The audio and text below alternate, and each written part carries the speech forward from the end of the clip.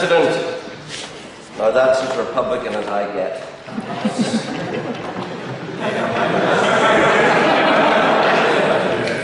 You're not very quick, eh? If this House would reunite Ireland, then the first and obvious question that it raises is, when was Ireland last united?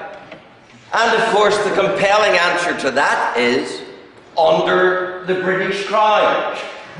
So maybe this motion is a plaintive plea to take you back. I watched how you all fawned over our Queen, how you were blown away by royalty, how you even liked her linguistic skills.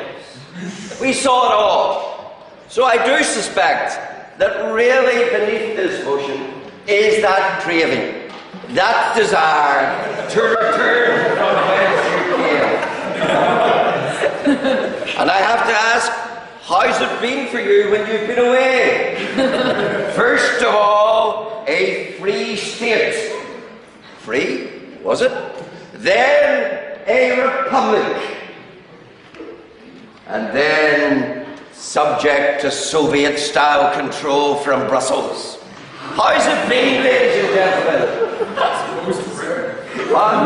Yes. How was the state when you had half the nation being second-class citizens in the Protestant? I wouldn't know, you tell me.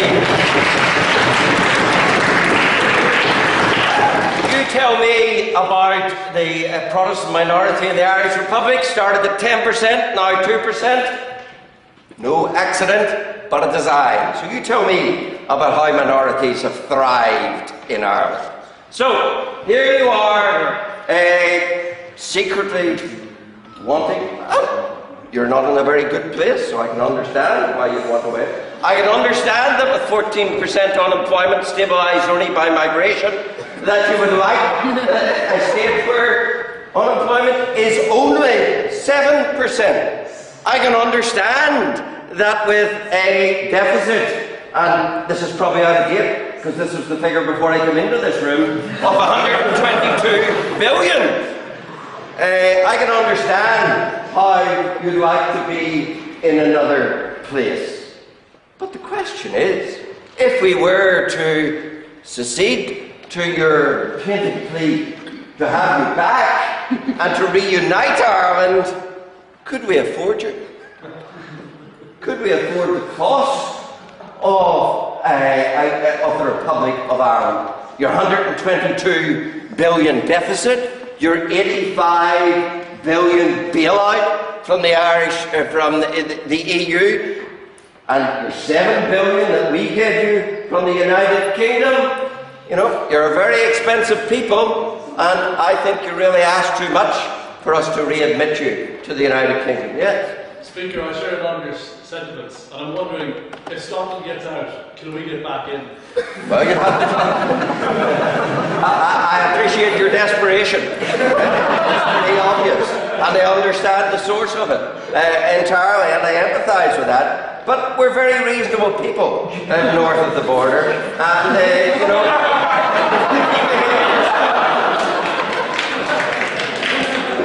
If you behave yourself in contrast to what you've done in the past, then you never know what's possible. You see, let's consider your courtship technique in relation to Northern Ireland. You tell us, oh, we love you so much, we want you in this united Ireland.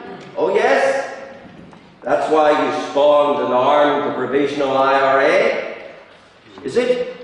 That's why you sent them. Sir. That's why you sent them to butcher and to murder postmen, Sir. And civilians, Sir. And shopkeepers, Sir.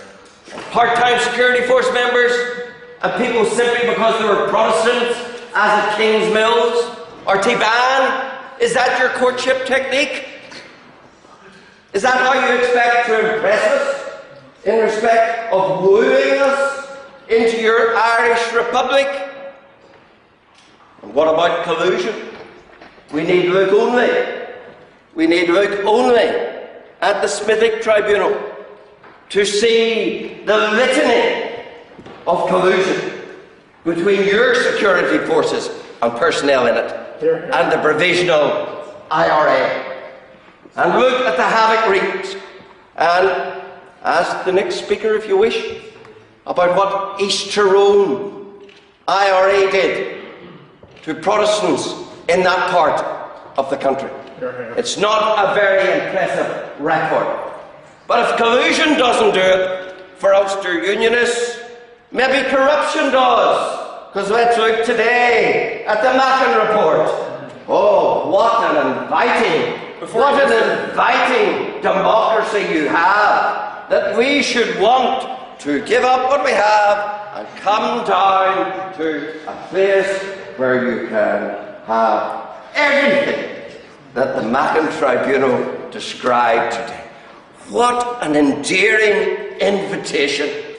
It is so irresistible. But I'm afraid I'm going to say no nonetheless. And if we did, how could you afford us? You know, we are part of the United Kingdom. And as part of the United Kingdom, we benefit, as other regions do, from subvention. £16 billion a year. Might seem very little compared with your 122, or whatever it is, billion deficit. That's a lot of money you'd have to find. Should I go to my constituents in North Antrim and say, well, you know, let's get all misty-eyed about Irish unity and little green men and leprechauns and all the rest, and let's decide that we don't really need the pension levels we have, we don't really need the National Health Service we have, we don't really need the benefit system we have. In fact, we don't need the 16 million at all. We'll just be happy in a united Ireland. I don't think so, ladies and gentlemen. Sir. And that is what you offer. And don't be surprised if it is rejected, because we have the right to say no. The principle of consent abides. And unless and until you can persuade us, or we can persuade you to return home, then Ireland will not be reunited, either as it previously was, or as some euphemistic hope it might be. You know, should I say to the people of Northern Ireland, let's give up the stability of the British pound. Let's embrace that fantastic currency, the euro. Let's put ourselves up for the Greek experience.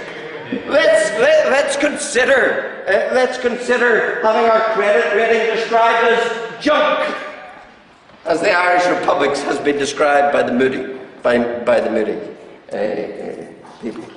You know, it's so inviting. I really do say to you that if this House thinks that it will reunite Ireland, then you're sadly deluded. Whatever you say tonight, this House will not reunite Ireland. Thank you.